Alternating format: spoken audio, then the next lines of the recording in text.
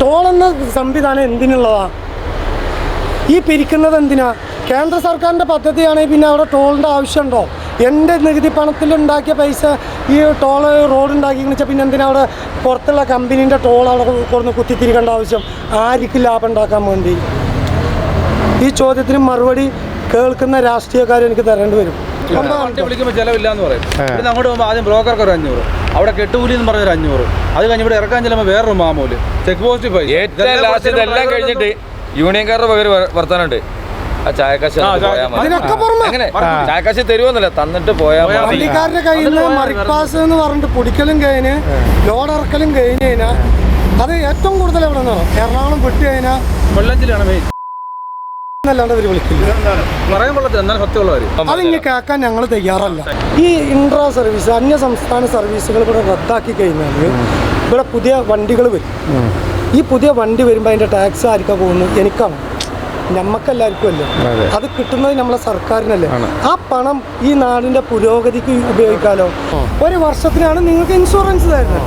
ആ ഒരു വർഷം കഴിഞ്ഞ് തട്ടിയാലും തട്ടിയില്ലെങ്കിലും ബാലൻസ് പൈസ നിൽക്കില്ല. അത് അവൻ കൊണ്ടുപോയോ?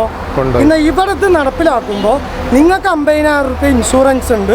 ഒരു വർഷം നിങ്ങൾ ഓട്ടിയിട്ടുണ്ടെങ്കിൽ ആ വണ്ടിക്ക് ആക്സിഡൻറ്റ് സംഭവിച്ചിട്ടില്ലെങ്കിൽ സർക്കാർ ക്ഷേമനിധിയിൽ നിന്ന് 50,000 രൂപേൻ്റെ 25,000 രൂപ ക്ഷേമനിധിയിൽ കിട്ടോട്ടെ. ബാക്കി 25,000 നിങ്ങൾക്ക് തിരിച്ചു തരണം. ഇവിടെ കുത്തക കമ്പനി ഇൻഷുറൻസ് ഇനി വേണ്ട. All Kerala lorry drivers and owners അസോസിയേഷൻ്റെ നേതൃത്വത്തിലാണ് ജനുവരി 17 ബുധനാഴ്ച രാവിലെ 10 മണി മുതൽ സമരം. അനിശ്ചിതകാലമാണ്. എന്താണ് കാര്യം? അത് നമ്മുടെ ഡ്രൈവർമാരെ കൽത്തുറങ്കിൽ അടയ്ക്കുന്ന ഒരു പുതിയ നിയമം വന്നിട്ടുണ്ട്. അതായത് 2023 ന്യായ സംഹിത, അത് നേരത്തെ 304A പ്രകാരം അശ്രദ്ധമായ ഡ്രൈവിങ്, അതുകൊണ്ട് മനഃപൂർവ്വമല്ലാത്ത നരഹത്യക്കായിരുന്നു കേസ്. 2 കൊല്ലം അല്ലെങ്കിൽ ഒരു 4 കൊല്ലം മാക്സിമം അവർ തടവ് കിട്ടുന്നതും 2-3 ലക്ഷം രൂപ ഫൈനൽ തീർന്നൊരു പോകുന്നൊരു കാര്യമായിരുന്നു. അന്ന് വക്കീലും കാര്യങ്ങളും ഉണ്ടെങ്കിൽ നമ്മുടെ നിസ്സാവസ്ഥകളും കാര്യങ്ങളൊക്കെ പറഞ്ഞ് മനസ്സിലാക്കി നമുക്ക് അതിനകത്ത് നിന്നൊക്കെ ഇളവുകളും കാര്യങ്ങളും കിട്ടിയിരുന്നു. ഇപ്പം വന്നിരിക്കുന്ന പുതിയ സെക്ഷൻ വെച്ച് സെക്ഷൻ 106(1)(2) ആ സെക്ഷൻ വരെ വരുമ്പോഴത്തേക്കിന് മനഃപൂർവ്വമല്ലാത്ത നരഹത്യ എന്നുള്ളത് മാറ്റി കൊലപാതകമാണ്. അതായത് ആളെ മനഃപൂർവ്വം കൊല്ലുക. അതുപോലെ തന്നെ ഈ നമ്മൾ വണ്ടി ആക്സിഡൻ്റ് ആകുന്നത് അശ്രദ്ധ മൂലം എന്നുള്ളത് മാറ്റി ഡ്രൈവർമാർ മനഃപൂർവ്വം ചെയ്യുന്ന ഒരു സിസ്റ്റത്തിലേക്ക് കൊണ്ടുവന്നത്.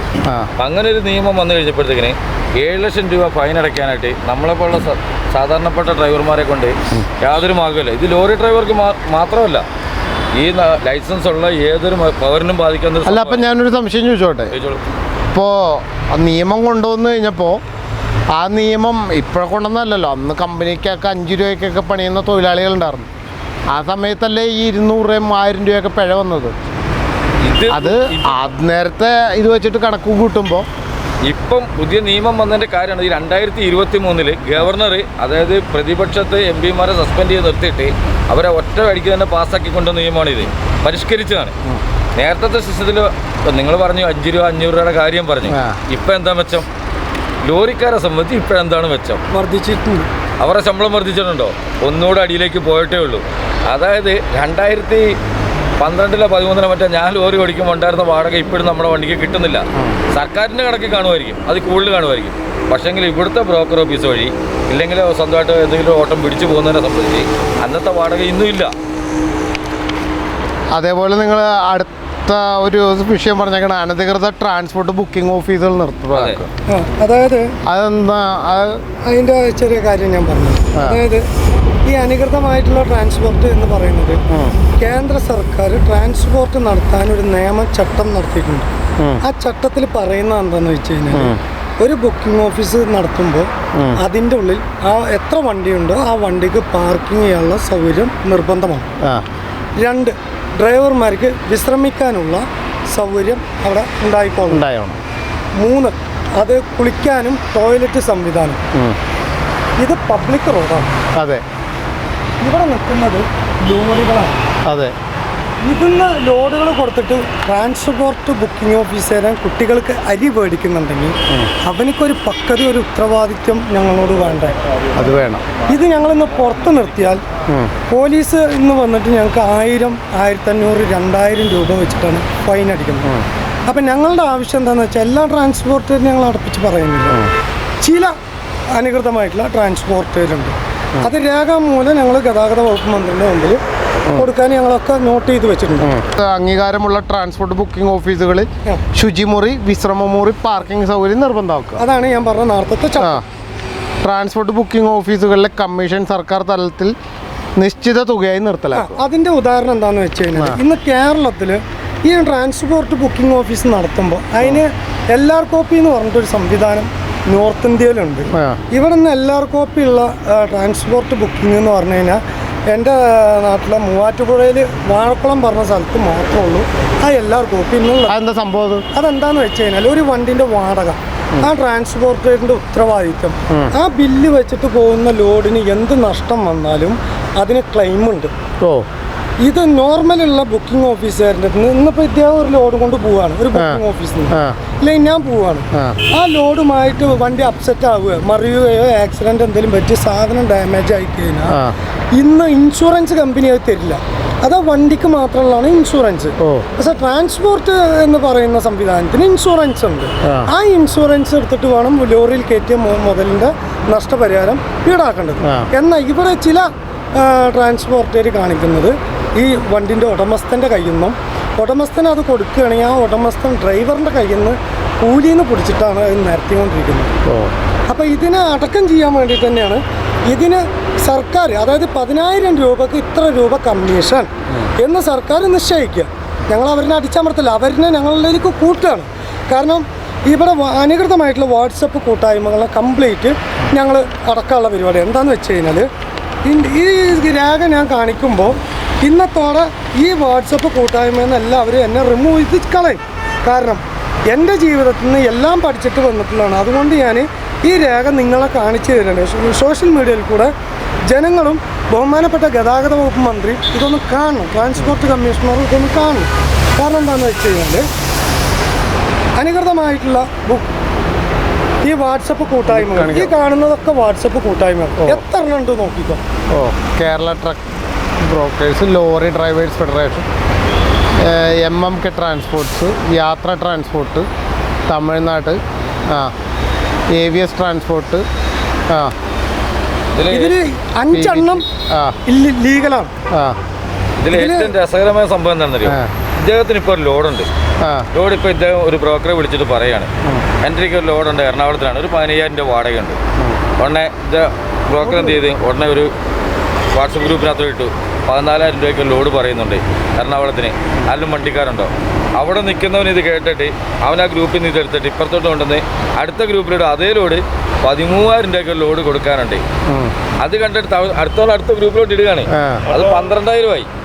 ഇങ്ങനെ വന്ന് ചോദിച്ച് ലാസ്റ്റ് അത് 10,000 പാർട്ടി ഞങ്ങൾക്ക് തരുന്നുണ്ട്. എന്നിട്ട് പറയുന്നത് എന്നെ വിളിക്കും, ഞാനിപ്പോൾ വിളിക്കുകയാണ്, സാർ വണ്ടിക്ക് ലോഡുണ്ടെന്ന് പറഞ്ഞ്. ലോഡുണ്ട്, നിങ്ങളെവിടെ ഉള്ളത്? സാറേ ഇന്നടുത്താണ്. ഒരു കാര്യം ചെയ്യും, വേഗം പോ, ഒരു കാര്യം ചെയ്യും, ഒരു അവൻ്റെ ഇപ്പോൾ എത്ര ഇടയ്ക്കടിച്ചിരിക്കാൻ നോക്കും, ആ പൈസ ഒന്ന് എനിക്ക് ഗൂഗിൾ പേ ചെയ്ത് തരും, അടുത്ത് പോയിക്കോളാൻ പറയും. കൈ നനയാതെ മീൻ പിടുത്തമാണ്. അങ്ങനെ എല്ലാവർക്കും ഈ ബ്രോക്കർ കാശ് കൊടുത്ത് അവിടെ ചെല്ലുമ്പോൾ ഒന്നെങ്കിൽ ലോഡ് പോയിട്ടുണ്ടായിരിക്കും, അല്ലെങ്കിൽ ഈ പറയുന്ന വാടക കാണത്തില്ലായിരിക്കും, ഇല്ല ലോഡിന് ആർക്കും ഒരു ഉത്തരവാദിത്തം കാണത്തില്ല. ആ വണ്ടി ചിലപ്പോൾ ലോഡ് കയറ്റാൻ 2 ദിവസമൊക്കെ അവിടെ കിടക്കേണ്ടി വരും. നാദനില്ലാക്കളൊരു മാതിരിയാണ് ഈ വാട്സപ്പ് ഗ്രൂപ്പുകൾ ഉണ്ടാക്കിക്കൊണ്ടിരിക്കുന്നത്. ഈ ലോറിയിൽ ഒരു മുതൽ ഞങ്ങൾ കയറ്റിയിട്ട് ഒരു സ്ഥാപനത്തിലേക്ക് കൊണ്ടുപോവുകയാണ്, ഇല്ലെങ്കിൽ നിങ്ങൾക്ക് കൊടുന്നു തരിക. ആ ലോഡ് കയറ്റുന്നതിന്റെ ഉത്തരവാദിത്വം നിങ്ങൾക്കാണോ അല്ല ഞങ്ങൾക്കാണോ? നിങ്ങളുടെ മുതൽ കയറ്റണമെങ്കിൽ നമുക്കൊരു പരിചയമില്ലാത്ത ഡ്രൈവർ ഇവിടുന്ന് പരിചയപ്പെട്ട കൊല്ലത്തുനിന്ന് അവരോട് വിറകാൻ കൊണ്ട് തൂത്തുക്കുടി പോയി. 650 രൂപ വാടക പറഞ്ഞ് ചെലവ് എല്ലാം തന്നെ ഇപ്പോൾ 6,000 രൂപയാണ് ഇപ്പോൾ പോകുന്നത്. ഒറ്റ മിനിറ്റ്, എവിടുന്നാ കയറ്റിയത്? ഞാൻ കൊട്ടാരക്കരയിൽ നിന്ന് തൂത്തുക്കുടിക്ക് എൻ്റെ കണക്കിൽ 180 കിലോമീറ്റർ ഓർമ്മ. ഇല്ല, കുന്നിക്കോടുള്ള ഒരു സിറ്റിക്ക് ഗ്രൂപ്പ് വഴി വിട്ടതാ. അവന് ഉത്തരവാദിത്തം ഇല്ല. അവൻ്റെ കമ്മീഷൻ വന്നാളെ 500 അവൻ ഗൂഗിൾ പേ ചെയ്തു. ബാക്കി ഒരു 6,000 ചില്ലാൻ രൂപ വരാനുണ്ട്. ഇത് കാശ് 6,500 രൂപ തന്നിട്ടില്ല, ഇപ്പോഴും അത് അഞ്ചക്കാരെ മുഖാരി എന്ന് പറഞ്ഞ ഒരാളാ തരാനുള്ളത്. ഈ സിദ്ദീഖ് വിട്ട ലോഡാ. സിദ്ദീഖിന് യാതൊരു ഉത്തരവാദിത്തം, അവൻ 500 ആർക്കും ഉത്തരവാദിത്വം ഇല്ല. അദ്ദേഹത്തിന്റെ വിഷമമാണ് അദ്ദേഹം പറയുന്നത്. അപ്പൊ ഇതുമായിട്ടുള്ള ഇവർ ആദ്യം ചെയ്യുന്ന എന്താണെന്നോ, ലോഡ് ഉണ്ട് പറഞ്ഞിട്ട് ഈ പറഞ്ഞ ക്രോസിങ് നടത്തും. ഇത് നടത്തിയിട്ട് ആദ്യം അവർ ചെയ്യാൻ ഞങ്ങളുടെ ഗൂഗിൾ പേ നമ്പറിലേക്ക് കമ്മീഷൻ ഇട്ടോ പറയും. കമ്മീഷൻ ഇട്ട് കൊടുത്തതിന് ശേഷമാണ് പാർട്ടിന്റെ നമ്പർ തരിക. മനസ്സിലാക്കണം. ഈ പാർട്ടിൻ്റെ അടുത്ത് ഞങ്ങൾ അവിടെ പോയി ലോഡ് കയറ്റാൻ അപ്പം നിങ്ങളുടെ ആവശ്യം ഈ ഇല്ലീഗലായിട്ട് നടന്നുകൊണ്ടിരിക്കുന്ന ഈ സംഭവം നിർത്തണം. വാഹനങ്ങളിൽ ഓവർലോഡ് ഒഴിവാക്കാൻ ശക്തമായ നടപടിയെടുക്കണം. അതായത് ഇത് 12.5 ടൺ 1500 പാസിംഗ് വണ്ടിയാണ്, 1020 ടയർ. ഈ വണ്ടിന്റെ പാസിംഗ് വന്നിട്ട് കാലി വൈറ്റ് 7 ടൺ ഉണ്ടെങ്കിൽ 11.5 ടണ്ണാണ് ഇതിന്റെ പാസിംഗ്. പക്ഷെ ഇന്ന് നിലവിൽ 8.25 വണ്ടി, അതായത് 8.25 750 ടയറിന്റെ വണ്ടി ഇന്ന് ചെയ്തുകൊണ്ടിരിക്കുന്നത്. ഈ വണ്ടിന്റെ ലോഡ് അവർ കയറ്റും. ഇവരെന്ത് ചെയ്യും? 10 വീലിന്റെ ലോഡ് ഇവർ കയറ്റും. 10 വീലേരം 12 വീലിൽ കയറ്റും, 12 വീലേരം 14 വീലിൽ കയറ്റും. ഇതൊക്കെ കയറ്റുമ്പോൾ റോഡിന് വരുന്ന നഷ്ടം, നമ്മൾ ഈ കേരളത്തിൽ പൊതുമരാമത്ത് മന്ത്രിനെ കുറ്റം പറഞ്ഞിട്ട് കാര്യമൊന്നുമില്ല. മിക്ക വണ്ടിക്കാരും ഓവർലോഡാണ് കയറ്റുന്നത്. ഇത് നിർത്തലാക്കുമ്പോൾ സർക്കാരിന് കിട്ടുന്ന ഗുണങ്ങളാണ് നമ്മൾ പറയുന്നത്. അല്ലാണ്ട് ഇതൊരു എൻ്റെ കൂടപ്പുറപ്പുകളെ കുറ്റപ്പെടുത്തിയിട്ട് ഇതാക്കല്ല. അത് അല്ല, അപ്പോൾ അവിടെ വേറൊരു കാര്യം കൂടി ഉണ്ടല്ലോ. കേരള ഹൈക്കോടതി 2023 ജഡ്ജിമെന്റ് ഇറക്കിയായിരുന്നല്ലോ. ഉണ്ട്. അതായത് ഓവർലോഡ് കയറ്റുന്ന വാഹനങ്ങളുടെ ആ സ്ഥാപനങ്ങൾക്കെതിരെ നടപടി എടുക്കാൻ പറഞ്ഞിട്ടുണ്ടല്ലോ. അത് മാമൂല് മേടിച്ചിട്ട് ഏമാര് പോക്കറ്റിലിട്ടിട്ട് ഇതായിട്ട് പോകും. പക്ഷെ വണ്ടിക്കാരന് ഫൈനാണ്. ഇതിൽ വേറൊരു കാര്യമുണ്ട്. അതായത് ഗതാഗത നിയമത്തിൽ കേന്ദ്ര സർക്കാർ ഇറക്കിയിട്ടുള്ള ഒരു നിയമത്തിൽ കട്ടൻസ് ആൻഡ് കോറി മെറ്റീരിയൽസ് ഇങ്ങനെ എടുത്തു പറയുന്നത്, ഈ രണ്ട് ഭാഗത്തും കട്ടൻസ് തടികൾ കയറ്റുക ഏതെങ്കിലും കാടുകളിലും മുറിച്ചിട്ടുള്ളതാണ് കയറ്റുന്നത്. അവിടെ നമുക്ക് അത് വെട്ടിനോടത്ത് പോയിട്ട് പേപ്പർ ഫിറ്റ് ചെയ്യാൻ പറ്റുമോ? പറ്റില്ല. അപ്പോൾ അങ്ങനെ വരുമ്പോൾ 12 വീല് 10 വീല് വണ്ടികൾക്ക് 5.5 ടണ്ണ് വരെ ഓവർലോഡ് കയറ്റാൻ സർക്കാർ നിശ്ചയിച്ചിട്ടുള്ളതാണ്. പക്ഷെ അത് ചൂഷണം ചെയ്തിട്ട് സർക്കാർ കായുണ്ടാക്കിക്കൊണ്ടിരിക്കുകയാണ്. ചില ഏമാമാരോട് ചോദിച്ചാൽ അവർക്ക് ഇതൊന്നും അറിയത്തില്ല. വണ്ടിക്കകത്ത് 12 ആണോ 18 കോറി മെറ്റീരിയൽസിൽ ചട്ടം എഴുതിയിട്ടുള്ളത് എവിടെയാണോ ക്രഷറും കോറി ഉള്ളെങ്കിൽ അവിടെ ബേബ്രിഡ്ജ് ഫിറ്റ് ചെയ്തോളണം എന്നുള്ള നിയമം ഉണ്ട്. ഹൈക്കോടതിയുണ്ട്, സുപ്രീം കോടതിയുണ്ട്, കേന്ദ്ര സർക്കാരിന്റെ ഉത്തരവുണ്ട്. ബേബ്രിഡ്ജ് മാത്രമേ ഉള്ളൂ. ബേബ്രിഡ്ജ് ഇല്ല. ബേബ്രിഡ്ജ് ഉണ്ട്. ബേബ്രിഡ്ജ് പലയിടത്തും കാണും. ചില കമ്പനികളിലുണ്ട്. അവരുടെ ക്രഷറുകൾക്ക് അന്യ സംസ്ഥാനത്ത് നിന്ന് വരുന്ന മെറ്റീരിയൽസ് തന്നെ വാടകയായിട്ട് കൊടുക്കേണ്ടത് കൊണ്ട് ഈ തൂക്കിയാലല്ലേ കാശ് കൊടുക്കാൻ പറ്റും. പക്ഷെ പുറത്തേക്ക് പോകുന്നത് തൂക്കണില്ല, അത് ഇല്ലീഗലല്ലേ. അതിനാണ് ഞങ്ങൾ ഈ ഇ-ബേ ബില്ല് പാസ്സാക്കണം എന്ന് പറയുന്നത്. അതായത് ആറാമത്തെ പറയുന്നത്, ഈ ഇ-ബേ ബില്ല് പാസ്സാക്കി കൊടുന്നാൽ ഓവർലോഡ് കയറില്ല. മാന്യമായിട്ടുള്ള വാടകകൾ ഞങ്ങൾ ചോദിച്ച് മേടിക്കാൻ ഞങ്ങൾ തയ്യാറാവും. അപ്പം ചില ആൾക്കാർ പറയുന്നത് നമുക്ക് കിലോമീറ്റർ വാടക അടിസ്ഥാനമാക്കല്ലേ എന്നുള്ളതാണ്. അവിടെയാണ് ഞങ്ങൾ വിയോജിപ്പ് കാണിക്കുന്നത്. എന്താണെന്ന് വെച്ച് കഴിഞ്ഞാൽ 7.25 ടയറുള്ള വണ്ടിക്ക് അതിൻ്റെ മൈലേജ് 9 കിലോമീറ്ററാണ്. അത് ഓവർലോഡ് കയറ്റിയാലും ഇല്ലെങ്കിലും 6.7 കിലോമീറ്റർ ഫർണായിട്ട് കിട്ടും. എന്നാൽ ഈ വണ്ടിക്ക് അത് കയറ്റിയാൽ ഇത് 5.5 കിട്ടുന്നുണ്ട്, ഇത് നേരെ 3.5 ചുരുങ്ങിയേ ചെയ്യുള്ളൂ. മനസ്സിലാവുണ്ടോ? അത് മറ്റുള്ള വണ്ടികൾ കയറ്റിയാൽ ചുരുങ്ങും. അപ്പോൾ ഈ ഓവർലോഡ് കയറ്റി നിർത്തിക്കഴിഞ്ഞാൽ ഞങ്ങളുടെ വാടകകൾ ഞങ്ങൾ ഓട്ടോമാറ്റിക്കായിട്ട് ചോദിച്ച് മേടിക്കാൻ ഞങ്ങൾ തയ്യാറാവും. ഇനി കിലോമീറ്റർ വാടകയാകുമ്പോൾ അതിരൂക്ഷമായിട്ടുള്ള വിലക്കയറ്റം വരും. കാരണം ഇപ്പോൾ കൊണ്ടുവരുന്ന സാധനത്തിന് എന്താണോ വില, ആ വിലയിൽ ഞങ്ങൾക്ക് തൃപ്തികരമാകുകയാണെങ്കിലല്ലേ ഞങ്ങൾ ആ ലോഡ് എടുക്കേണ്ടുള്ളൂ. വേറൊരാൾ പോയിട്ട് അത് ഞോണ്ടിയിട്ട് എടുക്കില്ല. ഇത് ഞങ്ങളൊരു വാടക പറഞ്ഞ് സംസാരിച്ച് തന്നെ പിറ്റേന്ന് ചെറുവണ്ടിക്കാർ പോയിട്ട് ആ ലോഡ് കയറ്റി പോവുകയാണ്. അപ്പോൾ വലിയ വണ്ടിക്കാർ അവിടെ കിടക്കുകയാണ്. അപ്പോൾ അതിന് വേണ്ടിയിട്ട് പാസിങ് ഇ-ബേ ബില്ല് എത്രയാണോ ആ വണ്ടിക്ക് അത് പാസ്സാക്കി കഴിഞ്ഞാൽ സംസ്ഥാന സർക്കാരിന് വേറെയും ഗുണമുണ്ടായില്ല. ഇ-ബേ ബില്ല് പാസ്സാക്കുമ്പോൾ ആ വണ്ടിൻ്റെ ഇൻഷുറൻസ്, ആ വണ്ടിയുടെ ടെസ്റ്റ്, ഇതുവരെ കെട്ടാനുള്ള ടാക്സ് എല്ലാം സർക്കാരിലേക്ക് കെട്ടിയതിൻ്റെ പേപ്പർ ഉണ്ടെങ്കിൽ മാത്രമേ ഇ-ബേ ബില്ല് പാസ്സാവുള്ളൂ എന്ന് പറഞ്ഞു കഴിഞ്ഞാൽ ഇതുവരെ കിട്ടാനുള്ള കോടിക്കണക്കിന് ഉറുപ്പ്യൻ്റെ ടാക്സിൻ്റെ സർക്കാരിന് പിരിച്ചെടുക്കാൻ പറ്റും. ഇതുകൊണ്ട് വണ്ടിക്കാർക്ക് കൊണ്ടൊരു മെച്ചം, വണ്ടിക്കാർക്ക് ഗുണമുണ്ട്. ഒരു വണ്ടിക്കകത്ത് കൊണ്ടുപോകുന്ന ലോഡ് 2 വണ്ടിക്ക് ലോഡായി പുതിയ വണ്ടി വരുമ്പോൾ ടാക്സ് വാഹനങ്ങൾ ഈ മേഖലയിലേക്ക് വരണം. എൻ്റെ സംസ്ഥാന സർക്കാരിന് ടാക്സ് വർദ്ധിപ്പിച്ച് എൻ്റെ സംസ്ഥാനത്തിന്റെ സാമ്പത്തിക നിലനിർത്തേണ്ട ഉത്തരവാദിത്തം എനിക്കുണ്ട് ഒരു ഡ്രൈവർ എന്ന നിലക്ക്. അതായത് എനിക്ക് അവകാശങ്ങൾ മാത്രമല്ല, എനിക്കൊരു മൗലിക അതായത് ഇപ്പൊ തൊഴിലില്ലായ്മ കുറഞ്ഞുകൊണ്ടിരിക്കുന്ന ഇതിനകത്തോട്ട് പുതിയ വാഹനങ്ങൾ ഡ്രൈവർ. അതിനാണ് ഞങ്ങളെ ബഹുമാനപ്പെട്ട ഗതാഗത മന്ത്രിന്റെ മുമ്പിലേക്ക് ഈ നിവേദനം ഞങ്ങൾ വെക്കാൻ പോകുന്നത്. ഇത് ഇനി 7ാമത്തെ അടുത്ത രാത്രി കാലങ്ങളിൽ മോട്ടോർ വാഹന വകുപ്പ് തൊഴിലാളികൾ, അതായത് രാത്രി കാലങ്ങളിലെ മോട്ടോർ വാഹന വകുപ്പിന്റെ പരിശോധന വണ്ടിക്കാരെ ദ്രോഹിക്കാതെ കർശനമാക്കും. അതിനുള്ള പരിപാടി എന്താണെന്ന് ചോദിച്ചാല് രാത്രി വണ്ടി അങ്ങോട്ട് വരുമ്പോൾ ഓടി ഒന്ന് കൈ കാണിക്കും, ഇല്ല മോന്തയ്ക്ക് ടോർച്ച് അടിക്കും. അതന്നെ ഏറ്റവും വലിയ പവർ. അവരുടെ ടോർച്ച് ഭയങ്കര പവറാണ്. കണ്ണിലേക്ക് അടിക്കാൻ കണ്ണു വഞ്ചിക്കും. നമ്മൾ വണ്ടി സൈഡാക്കി നിർത്തുമ്പോൾ RC ബുക്ക് വേണ്ട, വണ്ടിക്കകത്ത് ലോഡെന്ത് വേണ്ട, പോക്കറ്റോട്ട് നോക്കും, ഇങ്ങനെ കാണിക്കും. അതായത് നേരെ വണ്ടി ഡാഷ് ബോക്സ് തുറന്നു വെച്ചിരിക്കുകയാണ്. 100 ആണെങ്കിലും 50 ആണെങ്കിലും 25 ആണെങ്കിലും 2000 ആണെങ്കിലും എത്ര ആണെങ്കിലും അതിന് തിട്ട് പോയിക്കോ. അല്ല, അപ്പൊ ഞാൻ വേറൊരു കാര്യം ചോദിക്കട്ടെ. ഇപ്പൊ ഈ മറ്റേ ആഭ്യന്തര വകുപ്പ് ഒരു ഉത്തരവിറക്കി, ഈ ഹൈവേ പെട്രോളിങ് മറ്റേ 112 മറ്റേ ഹൈവേ ഇവർക്ക് ഒന്നും പിരിക്കാൻ പറ്റത്തില്ല. ഗ്രേഡ് മൂത്ത SI ആയവരോ ഇവർ പലരും. ഇവര് കഴിഞ്ഞ ദിവസം ഞാൻ നോക്കുമ്പോൾ ഇന്ന് കൈയടിച്ച് പിടിച്ചോണ്ടിരിക്കുക. ഞാൻ പറഞ്ഞ പറ്റില്ല എന്ന് പറഞ്ഞു. അപ്പോൾ ഇവർ പിരിക്കണ്ട എന്ന് സംസ്ഥാന സർക്കാരും പറഞ്ഞ് DGPയും പറഞ്ഞ് ഉത്തരവ് കൊടുത്തിട്ട് പിരിച്ചുകൊണ്ടിരിക്കുന്നുണ്ടെങ്കിൽ അതിന്റെ ബാക്കിലുള്ള ഗൂഢാലോചനയാണ് ഞങ്ങൾ പുറത്തേക്ക് കൊണ്ടുവരാൻ നിൽക്കുന്നത്. ഇനി ഇതിന്റെ ഒക്കെ പുറമെ ഈ രാത്രി കാലങ്ങളിലുള്ള ചെക്കിങ് നടന്നാലും ഒരു വണ്ടി പിടിക്കാൻ ഈ ഉദ്യോഗസ്ഥന്മാർക്ക് കഴിയില്ല. അതാണ് ഞാൻ പറഞ്ഞത്. നേരത്തെ അനധികൃതമായിട്ടുള്ള വാട്സപ്പ് കൂട്ടായ്മകൾ നിരോധിച്ചിട്ടില്ലെങ്കിൽ എവിടെയാണോ ചെക്കിങ് നടക്കുന്നത് അപ്പോൾ ഗ്രൂപ്പിൽ വരും, ഇതന്നെ ഭാഗത്ത് ചെക്കിങ് വണ്ടി സൈഡാക്കി കേട്ടോ. കള്ള മുതലും കൊണ്ട് വണ്ടികൾ പോയാൽ ഒരു പോലീസുകാർക്ക് ഒരു ചുക്കും ചെയ്യാൻ പറ്റൂല, കഴിയില്ല. ഈ മെസ്സേജുകൾ ചെന്നുകൊണ്ടിരിക്കുമ്പോൾ അവൻ എവിടെയും വണ്ടി സൈഡാക്കി സേഫ്റ്റി റൂട്ടിൽ കൂടെ അവൻ കയറി പോകും. ഈ മെസ്സേജ് അതിനാണ് ഞങ്ങൾ ഈ അനധികൃതമായിട്ടുള്ള ഓരോ മേഖലയിലേക്കും വാട്സപ്പ് കൂട്ടായ്മ ഉണ്ട്. അതിൽ അനധികൃതമായിട്ട് എന്താണോ വരുന്നത് അത് നിരോധിക്കാൻ സർക്കാർ എന്ത് നടപടി എടുക്കുന്നു എന്നുള്ളതാണ് ഞങ്ങളുടെ അടുത്ത ചോദ്യം. ഇത് കൂടാണ്ട് ഈ വാട്സപ്പ് കൂട്ടായ്മ നിരോധിക്കുന്നതിൽ കൂടെ എന്താണ് ഗുണം എന്ന് വെച്ച് കഴിഞ്ഞാൽ നമ്മളുടെ ബേബർജിൽ തൂക്കുന്ന eBay ബില്ലൂടെയും നമ്മളെ സർക്കാർക്ക് ഇന്നിപ്പോൾ പോട്ടസിൻ്റെ മെസ്സേജ് മോട്ടോർ വെഹിക്കിൾ വെബ്സൈറ്റിലേക്ക് കയറുന്നുണ്ടല്ലോ. ഞങ്ങൾക്ക് ടന്നേജ് വാടകയാണല്ലോ. ഓരോ വണ്ടി ബേബർജിൽ കയറ്റിയിട്ട് വണ്ടി നമ്പർ അടിക്കുമ്പോൾ അത് സർക്കാരിലേക്ക് കയറണം. ആ ബേബർജ് ഓവർ തൂക്കുന്നുണ്ടെങ്കിൽ അതിന് eBay ബില്ല് പാസ്സാവൂല. ഈ വണ്ടിക്കാരെ ഓവർലോഡ് കയറ്റൽ നിർത്തണം. അത് നിർത്താൻ വേണ്ടിയിട്ടുള്ള നിയമമാണ് ഞങ്ങളിത്. ഇതിൻ്റെ സത്യസന്ധമായിട്ടുള്ള ഇതിൻ്റെ സർക്കാരിനുള്ള ഉപകാരങ്ങളും ജനങ്ങൾക്കുള്ള ഉപദ്രവങ്ങളും ആയിക്കൂടെ ഞങ്ങൾക്ക് തൊഴിലാളികൾക്കുള്ള കാര്യങ്ങൾ എന്താണെന്നുള്ളത് ഞങ്ങൾ ഇത് കറക്റ്റായിട്ട് മന്ത്രിയുടെ മുമ്പിൽ അവതരിപ്പിക്കുന്നുണ്ട്. അടുത്തത് കയറ്റിറക്ക് കൂലി വാഹന ഉടമകളിൽ നിന്ന് ഈടാക്കുന്നത് അവസാനം. അതായത് ബോസ്കോ, താങ്കളിപ്പോൾ വീട്ടിലേക്ക് സിമെൻറ്റ് കൊണ്ടുവരികയാണ്. നിങ്ങൾ പോയിട്ട് ഒരു പെട്ടി വണ്ടിയിൽ ഒരു 10 ചാക്ക് സിമെൻറ്റ് കൊണ്ടുവരുമ്പോൾ കടക്കാരന് അത് കയറ്റിയിട്ട് അദ്ദേഹത്തിൻ്റെ നിങ്ങളുടെ ലാഭം നിങ്ങൾ കൊടുക്കുന്ന കാശിൽ നിന്ന് 1% ലാഭം എടുത്തതിന് അതിന് ആ കയറ്റുകൂലി കൊടുത്തിട്ടാണ് അദ്ദേഹം നിങ്ങൾക്ക് ആ സാധനം വരുന്നത്.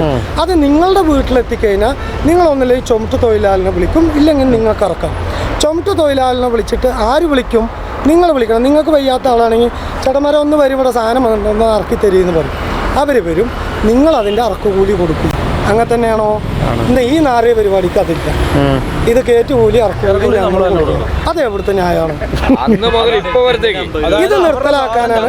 ഇത് നിർത്തലാക്കാനാണ് ഓണർമാരെ ഞങ്ങളെ സംഘടനയിലേക്ക് സ്വാഗതം ചെയ്യും. ഫ്ലൈവുഡ് കയറ്റി പോയ വണ്ടിക്കാരന്റെ തലയടിച്ച് പൊട്ടിച്ച് അവിടെ പൈസ കൊടുക്കാറുണ്ട്. ആ വണ്ടി അത് കയറ്റിയ പൈസ അവിടെ ഇറക്കൂലി എന്ന് ചോദിച്ചപ്പോൾ ഇവിടുന്ന് പറഞ്ഞതിനെക്കാട്ടും കൂടുതലാണ് ഇറക്കൂലി. അവൻ ചോദിച്ചു തലയടിച്ച് പൊട്ടിച്ചു. വണ്ടി വിളിക്കുമ്പോൾ ചെലവില്ലാന്ന് പറയും. ഇവിടുന്ന് അങ്ങോട്ട് പോകുമ്പോൾ ആദ്യം ബ്രോക്കർക്ക് ഒരു 500, അവിടെ കെട്ടുകൂലി എന്ന് പറഞ്ഞൊരു 500, അത് കഴിഞ്ഞ് ഇവിടെ ഇറക്കാൻ ചെല്ലുമ്പോൾ വേറൊരു മാമൂല് ചെക്ക് പോസ്റ്റ് പൈസ. ഏറ്റവും ലാസ്റ്റ് ഇതെല്ലാം കഴിഞ്ഞിട്ട് യൂണിയൻകാരുടെ പകരം വർത്താനുണ്ട്. ആ ചായക്കാശ് അങ്ങനെ ചായക്കാശ് തരുമെന്നല്ല, തന്നിട്ട് പോയാൽ വണ്ടിക്കാരുടെ കയ്യിൽ നിന്ന് മറിപ്പാസ് എന്ന് പറഞ്ഞിട്ട് പൊടിക്കലും കഴിഞ്ഞ് ലോഡ് ഇറക്കലും കഴിഞ്ഞ് കഴിഞ്ഞാൽ അത് ഏറ്റവും കൂടുതൽ എവിടെ നിന്നോ എറണാകുളം വിട്ട് കഴിഞ്ഞാൽ കൊല്ലഞ്ചിലാണ് മെയിൻ. എന്നല്ലാണ്ട് അവർ വിളിക്കില്ല. പറയാൻ കൊള്ളത്തില്ല, എന്നാലും സത്യമുള്ള കാര്യം. അതിങ്ങ് കേൾക്കാൻ ഞങ്ങൾ തയ്യാറല്ല. നിസ്സാര സംഭവം പറഞ്ഞുതരാം.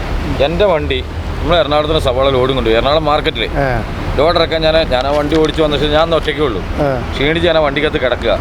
അല്ല കട നിൽക്കുന്ന പയ്യൻ വന്ന് വണ്ടിയുടെ ഡോറിട്ട് 4 അടിയും കൂടെ അടിച്ച് ചാടി എഴുന്നിട്ട് എന്താ നോക്കിയപ്പോൾ എന്നോട് പറഞ്ഞു, നീ എന്ത് കണ്ടോണ്ടിരിക്കുക വണ്ടിക്കകത്ത് സവാളയൊക്കെ നിലത്ത് പോകുന്ന കണ്ടില്ലേ, വേണ പോയി പെറുക്കിയെടുത്ത് പോയി, ഇല്ല വാടക കൂട്ടി തരൂല. കിട്ടണമെങ്കിൽ അവന്റെ മുറ്റത്ത് കിടക്കുന്ന എന്റെ പണി എന്താ? നിങ്ങൾ കയറ്റി വിടുന്ന ലോഡ് നിങ്ങൾ പറയുന്ന സമയത്ത് കടയ്ക്ക് മുന്നിൽ നിങ്ങൾ പറയുന്ന സ്ഥലത്ത് കൊണ്ട് വെച്ച് തന്നെ പായ അഴിച്ചിട്ട് കഴിഞ്ഞാൽ എൻ്റെ പണി കഴിഞ്ഞ് ഞാൻ ആ കട്ട വെയിലത്ത് ആ ഉറക്കളച്ച് വന്നിട്ട് ആ സവോള മുഴുവൻ പെറുക്കി വണ്ടിക്കുള്ളിലെ സവോളയും പെറുക്കി അവൻ്റെ കടൽ അവൻ പറഞ്ഞ സ്ഥലത്ത് കൊണ്ട് വെച്ചിട്ടാണ് അവൻ എനിക്ക് വാടക. ഒന്ന് ആലോചിച്ച് നോക്കി, ഒരു മനുഷ്യനുണ്ടാകുന്ന ഒരു ഡ്രൈവർക്കുണ്ടാകുന്ന ബുദ്ധിമുട്ടാണ് ഇവിടുത്തെ ഏതെങ്കിലും ഒരു സർക്കാർ ഉദ്യോഗസ്ഥനെ അല്ലാന്നുണ്ടെങ്കിൽ പോലീസുകാർക്ക് ഇതെന്തെങ്കിലും എന്താ സംബന്ധമെങ്കിലും വന്ന് ചോദിക്കാനുള്ള പവർ ഉണ്ടോ? എല്ലാവരും വന്ന് ചോദിക്കും. ഞങ്ങൾ അന്യഗ്രഹത്തിൽ നിന്ന് വന്ന ജീവികളാണോ ഡ്രൈവർമാരെന്ന് പറയുമ്പോൾ? അല്ല, ഞാൻ പലപ്പോഴും പറഞ്ഞിട്ടുണ്ടല്ലോ, അപ്പം നിങ്ങളുള്ള കൊണ്ടാണ് ഇപ്പോൾ ഞാൻ ഉൾപ്പെടെയുള്ള ഓരോരുത്തർ 9ാമത്തെ ചോദിക്കും ജനങ്ങൾ ഇതൊക്കെ ഒന്ന് കാണണ്ട, ബാക്കി ഞാൻ പറഞ്ഞു തരാം നിങ്ങൾക്ക്. പകൽ സമയങ്ങളിൽ വാഹനം നിർത്തിയിടാനും വിശ്രമിക്കാനുള്ള സൗകര്യം ഉണ്ടാക്കും. ഇത് പബ്ലിക് റോഡാണോ? ആണ്. ഇവർ നിർത്തുന്നത് ലീഗലാണോ ഇല്ലീഗലാണോ? ഇല്ലീഗലാണ്. അല്ല, ഇതെന്തുകൊണ്ട് അവിടെ നിൽക്കണമെന്നുള്ളത് നിങ്ങൾക്കറിയോ? കിട്ടേണ്ടവന് കിട്ടേണ്ട പോലെ കിട്ടണമുണ്ട്. ആ, അതുമല്ല നേരത്തെ പറഞ്ഞില്ല ബ്രോക്കർമാരുടെ നിയമം, ആ നിയമം നടപ്പിലാക്കിയ ഈ ട്രാഫിക് ബുദ്ധിമുട്ടുകൾ ഇന്ന് ഈ പബ്ലിക്കിന് വരുമോ? ഞങ്ങൾക്ക് വേറെ കയറി കിടക്കാൻ സ്ഥലമില്ലാത്തതുകൊണ്ടാണ് ഞങ്ങൾ ഇവിടെ നിർത്തുന്നത്, അല്ലാണ്ട് ഒരാളുടെ തറവാട്ട് അല്ല. നിങ്ങളുടെ ലൈഫുള്ളത് കിടക്കണത് അത് ഞങ്ങളുടെ ജീവിതമാണ് കിടക്കുന്നത്. ഇതന്നെയാണ് ഞങ്ങളുടെ ജീവിതം. ഇനി ഇതിന് വേറൊരു ഉദാഹരണം പറഞ്ഞുതരാം. ഇപ്പം നമ്മുടെ മിലിറ്ററിയിൽ ബിയറും ലിക്കറും ഒക്കെ കൊണ്ടുവരുന്ന സ്ഥലമുണ്ട് ഇവിടെ എറണാകുളത്ത്. അവിടെ കഴിഞ്ഞ ദിവസം ഒരു ലോറി ഡ്രൈവർ പോയി ലോഡ് ഇറക്കാനായിട്ട് ചെന്നപ്പോഴത്തേന് അവിടെ പാർക്കിംഗ് ഗ്രൗണ്ട് ഉണ്ട്. പക്ഷേ ഈ പാർക്കിംഗ് ഗ്രൗണ്ടിനകത്ത് വണ്ടി ഇടാൻ പറ്റത്തില്ല. എന്താണെന്ന് ചോദിച്ചാൽ അവിടുത്തെ ഉദ്യോഗസ്ഥന്മാർ ഈ വണ്ടിക്ക് കാവൽ നിൽക്കണം. ലിക്കറാണ് വണ്ടിക്കകത്ത്. നീ റോഡിൽ കൊണ്ടിട്ടോളാൻ പറഞ്ഞു. 10-15 വണ്ടി കിടന്നതിൽ എല്ലാത്തും വന്നിട്ട് എത്ര 3000 രൂപ വെച്ചല്ലേ? 3000 രൂപ ഫൈന് എല്ലാ വണ്ടിക്കും. നേരെ മറിച്ച് സർക്കാരിൻ്റെ സാധനം, അത് കേന്ദ്ര ഗവൺമെൻറ്റിൻ്റെ സാധനം ഇവിടെ സപ്ലൈക്ക് വരുന്നത് അവരുടെ ഗ്രൗണ്ടിൽ പാർക്കിംഗ് ഗ്രൗണ്ടിൽ കയറ്റിക്കൊണ്ടാണ് ഈ ഫൈൻ വരുമോ? അത് ചോദ്യം ചെയ്ത ഡ്രൈവറോട് പറയാണ് ഡ്രൈവർമാരുടെ പ്രസ്ഥാനം തന്തയില്ല പ്രസ്ഥാനമാണ്. അത് മോഹൻ എന്ന് പറയുന്ന ഒരാൾ പേരെടുത്തു പറയാം, അതിന്റെ നമ്പറുണ്ട്. മോഹൻ എന്ന് പറയുന്ന ഒരാൾ അവൻ്റെ ജോലിയുടെ പവർ കാണിച്ചാണ്. കാരണം കേന്ദ്ര സർക്കാരിൻ്റെ ജോലിക്കാരാണ്. ഒരു ആസാമുകാരനുണ്ട്. ആസാമുകാരൻ ഇവൻ്റെ തന്തയ്ക്ക് തലയ്ക്ക് വിളിച്ച് അങ്ങോട്ടും ഇങ്ങോട്ടും കച്ചറയായി. അതിൽ മോഹൻ എന്ന് പറയുന്ന ആൾ ആസാംകാരനോട് പറയാണ് ലോറി പ്രസ്ഥാനം എന്ന് പറഞ്ഞാൽ തന്തയില്ലാത്ത അത് ഞങ്ങൾ കാണിച്ചു കൊടുക്കാൻ തന്നെയാണ് ഈ സമരം. ആ പറയുന്ന വ്യക്തിനെ എങ്ങനെ പട്ടിണിക്ക് നടത്തണം എന്നുള്ളത് ഒരാള് ഇത്രയും രാവും പകലും ഗോവയെന്ന് ഒരുത്തൻ ഉറക്കളച്ച സാധനം മുതൽ ഇവിടെ കൊണ്ടുവന്നിട്ട് കയ്യിരുന്ന 3000 കൊടുത്തു. അവന്റെ വായി ഇരിക്കുന്നതും കേട്ടു. അതാ മരിച്ചു പോയതിന്റെ അവന്റെ വാപ്പാനെ കുറിച്ചാണ് ഈ പറയുന്നത്. സ്വന്തം മരിച്ചുപോയ അത് അവനവന്റെ നാട്ടില് അങ്ങോട്ട് ചെന്നിട്ടല്ല, നോർത്ത് ഇന്ത്യയിൽ ഞങ്ങൾ ജീവിതം അതാണ് ചിന്തിക്കണം. അതിലിപ്പോ അത് പറഞ്ഞത്. ഓക്കെ, 9ാമത്തെ തീർന്നിട്ടില്ല. ഈ അനധികൃതമായിട്ടുള്ള പാർക്കിംഗ് എന്ന് പറയുന്നുണ്ടല്ലോ, രാത്രി കാലങ്ങളിൽ ഞങ്ങൾ ഈ കേരളത്തിൽ വണ്ടി ഓടിക്കണമെങ്കിൽ ഈ ഡ്രൈവർമാരുടെ ജോലി നഷ്ടപ്പെടുന്ന ഒരു പരിപാടിയുണ്ട്. മൈലേജ് എടുത്ത് കൊടുക്കണമെങ്കിൽ ഈ പകൽ ഓടിക്കാൻ പറ്റില്ല. അപ്പോൾ ഞങ്ങൾ രാത്രി കാലങ്ങളിലാണ് ഇത് ഏറ്റവും കൂടുതൽ ഓട്ടാൻ പറ്റുന്നത്. ഒന്നില്ലെങ്കിൽ ലൈൻ ട്രാഫിക് എന്ന് പറഞ്ഞ് മറ്റേത് മറിച്ചത് പറഞ്ഞ് നിങ്ങൾ തന്നെ പൊളി ക്യാമറ എടുത്തിട്ട് പോലീസുകാരൻ തോന്നുമ്പോൾ എടുത്തിട്ട് ഫോട്ടോ ഇടണം. നിങ്ങൾ സോഷ്യൽ മീഡിയയിൽ ഇട്ട വ്യക്തിയല്ലേ, ഞാൻ നിങ്ങൾക്ക് ബോധ്യപ്പെടുത്തണ്ടല്ലോ. ഈ 3.5 കോടി ജനങ്ങൾ കണ്ടതല്ലേ. അപ്പോൾ ഞങ്ങൾ രാത്രി എടുത്ത് യൂസ് ചെയ്യുമ്പോൾ പകൽ ഞങ്ങൾക്കൊന്ന് കടന്നുറങ്ങണ്ടേ? ഞങ്ങൾ മനുഷ്യന്മാരല്ലേ. ഞങ്ങളുടെ ഉറക്കത്തിൻ്റെ മേലിൽ പകൽ എന്തെങ്കിലും സംഭവിച്ചു കഴിഞ്ഞാൽ ഞങ്ങളുടെ ജീവിതനും ഓപ്പോസിറ്റ് വരുന്നവൻ്റെ ജീവിതം പോയി കഴിഞ്ഞാൽ ഈ ശിക്ഷ ഞങ്ങൾ കൊള്ളണോ? അപ്പോൾ ഇവിടെ ഇമ്പോർട്ടൻ്റ് വേണ്ടത് എന്താണ്? ലോറിക്കാർക്ക് വിശ്രമമായിട്ടുള്ള സ്ഥലമാണ്. അതുകൊണ്ടാണ് ഈ സമരത്തിന് ഞങ്ങൾ ഐക്യം കാണിക്കുന്നത്. കഴിഞ്ഞ ദിവസം നിയമസഭയിൽ KB ഗണേഷ് കുമാർ ഒരു ഇത് പറയുന്നത് കേട്ട്. ഇപ്പോൾ ഇങ്ങനെ പറയുകയാണ്, ടാക്സി ഡ്രൈവർമാർ ടാക്സിയും കൊണ്ട് ടൂറിസ്റ്റ് ഇതിൽ ഹോട്ടലുകളിൽ ചെല്ലുമ്പോൾ അവർക്ക് റൂം കൊടുക്കുന്ന കാര്യം പറഞ്ഞിട്ടുണ്ട്. ടൂറിസ്റ്റ് വണ്ടികൾ വരുന്ന അത്യാവശ്യം സാമ്പത്തികമുള്ള ആൾക്കാരായിരിക്കും വരുന്നത്. അപ്പോൾ അവർക്ക് ആ കൊണ്ടുപോകുന്ന ഡ്രൈവർമാർക്ക് റൂം കൊടുക്കുന്ന കാര്യം ഗണേഷ് കുമാർ പറഞ്ഞു. നാടായ നാട് മുഴുവൻ ഈ സാധനങ്ങൾ കൊണ്ട് അങ്ങനെ നൂറുകണക്കിന് കിലോമീറ്ററുകൾ ഓടി വരുന്നതിൻ്റെ മുട്ടിൻ്റെ വേദന അറിയണേ അത് ഓട്ടിനോനിക്ക് അറിയുള്ളൂ. 6 അടി നീളമുള്ള മനുഷ്യൻ 4 അടിക്ക് ആയിട്ട് ചുരുങ്ങാണ് സീറ്റിലിരുന്നിട്ട്. ഇതാ ഈ ഇരുത്തം കിലോമീറ്റർ കണക്കിന് എക്സ്പ്രസ് ഓടിയിട്ടുള്ള ചങ്കറപ്പുള്ള ഡ്രൈവർമാരാണ് ഞങ്ങൾ. എനിക്കറിയാം. അല്ല, ഞാൻ പറഞ്ഞത് തന്നെയാണ്. ഈ ഗണേശും ബാക്കിയുള്ളവരൊക്കെ 1 മണിക്കൂർ അപ്പുറത്തിരുന്ന് വണ്ടി ഓടിക്കുന്ന പരിപാടി എല്ലാവരും കൂടാണ്ട് കരിയോയിൽ കൊടുന്ന് പോയിക്കുക, ടയർ കുത്തിപ്പൊളിക്കുക, കാറ്റ് ഒഴിക്കുക. ഞങ്ങൾ 5 പൈസ ലൈസൻസ് ഇല്ല അവർക്ക്. പഞ്ചായത്തിലോ ഇല്ലെന്നുണ്ടെങ്കിൽ ലൈസൻസ് എടുക്കണ്ട. 5 പൈസ ടാക്സ് അടയ്ക്കണ്ട. ലക്ഷങ്ങൾ ടാക്സ് അടക്കി എടുത്തിട്ടിരിക്കുന്ന സാധനമാണിത്. ഇത് റോഡിൻ്റെ സൈഡിൽ വെറും 2 മണിക്കൂർ ഇല്ല 3 മണിക്കൂർ ഒരു ഡ്രൈവറെ കണ്ണടച്ചാൽ ഇങ്ങോട്ട് വന്നിട്ട് അടി നിന്റെ വാപ്പാന്റെ സ്ഥലമാണോ ഇതെന്ന് ചോദിക്കുന്നതിന് ആദ്യത്തെ ചോദ്യം, ഇത് നിന്റെ വാപ്പാന്റെ സ്ഥലമാണോ? അവനോട് നമ്മൾ എന്ത് മറുപടിയാ പറയാം? ഇത് ആര് നടപടിയാക്കണം? എന്റെ നാവിന് ചെറിയ വിഷയം ഉണ്ടായിപ്പോ ജനങ്ങൾക്ക് മനസ്സിലായി. പഞ്ചായത്താണോ പഞ്ചായത്ത് അതിന് ഞങ്ങൾ നടപടി എടുക്കും. നിൽക്കട്ടെ, ഇത് ഓടിയിട്ട് ഞങ്ങൾക്ക് കിട്ടുന്നില്ല, സർക്കാരിന് കിട്ടുന്നുണ്ടോ? ടാക്സ് കെട്ടാൻ പറ്റുന്നില്ല. എത്ര കോടി ഉറുപ്പ്യ ടാക്സ് ഇൻഷുറൻസ് ഒന്ന് പിരിഞ്ഞു കിട്ടാണ്ട് സർക്കാരിന്. അപ്പോൾ ഇത് ഓടിയിട്ട് ഞങ്ങൾക്കും സർക്കാരിനും ഗുണമില്ല. ഇൻഷുറൻസ് കമ്പനികൾക്ക് മാത്രമായിട്ടൊരു നിയമം വേണ്ട. പിന്നെ അടുത്തത് ഡ്രൈവർമാർക്ക് നേരെയുള്ള ക്രമം അവസാനിപ്പിക്കുക. അതാണ് ഇപ്പോൾ പറഞ്ഞത്. കേന്ദ്ര സർക്കാരിൻ്റെ ഈ ടോയ്ലറ്റ് പദ്ധതി കേരളത്തിലെ എല്ലാ താലൂക്കുകളിലും നാഷണൽ ഹൈവേകളിലും നടപ്പിൽ വരുത്തുക. അതിൻ്റെ ഇമ്പോർട്ടൻ്റ് ആയിട്ടുള്ള കാര്യം സ്വച്ഛ് ഭാരതിൻ്റെ അതായത് ഈ പറഞ്ഞ സെക്ഷൻ പ്രകാരം എല്ലാ സംസ്ഥാനങ്ങളിലും ടോയ്ലറ്റ് സംവിധാനം ഉണ്ട്. കേരളത്തിന് പുറത്തുണ്ട്. കേരളത്തിന് പുറത്തുണ്ട്. എൻ്റെ സംസ്ഥാനം അത് നടപ്പിലാക്കാത്തത് കൊണ്ട് കേരളത്തിലൊഴിച്ച് അഥവാ കേരളത്തിലുണ്ടെങ്കിൽ വേണം പോകാൻ. അതിന് 10 രൂപ വേറെ കൊടുക്കാൻ. ഇത് നടപ്പിലാക്കിയിട്ടില്ലെങ്കിൽ ആരോഗ്യവകുപ്പ് മന്ത്രിയായ വീണ ജോർജിനോട് ചില കാര്യങ്ങൾ ഞാൻ അവതരിപ്പിക്കുന്നുണ്ട്. ഇത് നടപ്പിലാക്കണം. ഇവിടെ കേരളം ചെറുതായോ നരേന്ദ്രമോദിൻ്റെ മുമ്പിൽ, അല്ലെങ്കിൽ നരേന്ദ്രമോദി വലുതാണോ എന്നുള്ളതല്ല. ഇപ്പോൾ ഇതിൻ്റെ ഇടയ്ക്ക് വീണ ജോർജ് ഒരു പ്രസംഗത്തിൽ പറഞ്ഞിട്ടുണ്ടായിരുന്നു, നമ്മൾ വീട് വെച്ചു കൊടുക്കണതിൽ കേന്ദ്ര സർക്കാരിൻ്റെ ഫോട്ടോ വെക്കണം എന്നുള്ളത്. നിങ്ങൾ കക്കൂസ് വെച്ചിട്ട് നരേന്ദ്രമോദിൻ്റെ ഫോട്ടോ അതിൽ വെക്കുക ഓർമ്മ, ഞങ്ങൾ കയറിയിരുന്ന് തൂറിക്കൊണ്ട് കക്കൂസ് വെച്ചേർച്ച. കേന്ദ്ര സർക്കാരിന്റെ സ്വച്ഛ് ഭാരതിന്റെ കക്കൂസ് കേരളത്തിൽ ഓരോ ജില്ലകളിലും ഓരോ പഞ്ചായത്തിലും ഓരോ താലൂക്കിലും നടപ്പിലാക്കട്ടെ. അല്ല, ഇതിനകത്ത് വേറൊരു കാര്യമുണ്ട്. അല്ല, ഇതിനകത്ത് വേറൊരു കാര്യമുണ്ട്. ഒരു 10 വർഷം മുമ്പ് നമ്മുടെ ഇവിടെ ഒരു ടോയ്ലറ്റ് ഉണ്ട്. ഈ നമ്മളിപ്പോൾ നിൽക്കുന്നതിൻ്റെ പരിസരത്ത് അപ്പുറത്തായിട്ടൊരു ടോയ്ലറ്റ് നിർമ്മിച്ചിട്ടുണ്ട്. HMT ജംഗ്ഷനിലുണ്ട്, പഞ്ചായത്തിലുണ്ട്. പഞ്ചായത്തിലല്ല, സൗത്ത് കളമശ്ശേരി LFന്റെ ഫ്രണ്ടിൽ ടോളിൽ ഒരെണ്ണമുണ്ട്. 4 ടോയ്ലറ്റ് ഇന്ന് നിലവിൽ ഇവിടെ ഉണ്ട്. ഈ കളമശ്ശേരി മുനിസിപ്പാലിറ്റിയുടെ ചുറ്റളവിൽ ഈ പ്രധാന ഹൈവേയുടെ സൈഡിൽ 4 എണ്ണം ഉണ്ട്. 4 എണ്ണത്തിന്റെ പണിയും തുടങ്ങി. ഒരെണ്ണം തറ മാത്രം കെട്ടിയിട്ട് ഫിനിഷ് ചെയ്തു. ബാക്കി 4 എണ്ണത്തിന്റെ കാശും മേടിച്ച് കരാറുകാരനും പോയി, ഉദ്യോഗസ്ഥനും പോയി.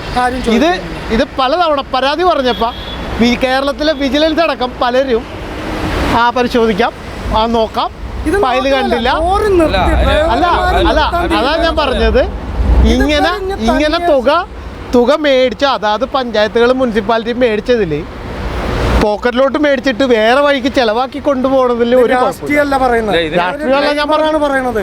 ഈ വാക്കുകൾ എന്റെ കൂടപ്പറപ്പുകൾക്ക് ഞാൻ പറയുന്ന വാക്കുകൾ ഇഷ്ടപ്പെട്ടിട്ടുണ്ടെങ്കിൽ ഈ കേരളത്തിലേക്ക് ഒരു ലോഡ് വരില്ല. അത് നടപ്പിലാക്കിയിട്ട് ഞങ്ങളുടെ മൗലിക അവകാശങ്ങളെ ചോദിച്ച് മേടിക്കാൻ ചങ്കുറപ്പ് ഞങ്ങൾക്കുണ്ട്.